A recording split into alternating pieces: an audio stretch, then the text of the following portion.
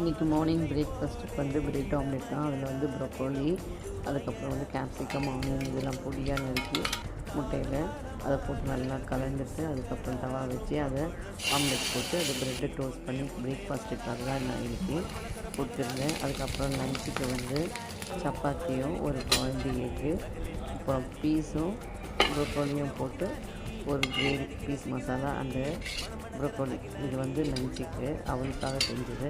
நாங்கள் லஞ்சுக்கு வந்து மத்தியானம் ஒயிட் ரைஸு, தொக்கு, முட்டையை பாயில் பண்ணி போட்டு மத்தியானம் லஞ்சுக்கு முடிச்சுக்கிட்டோம்.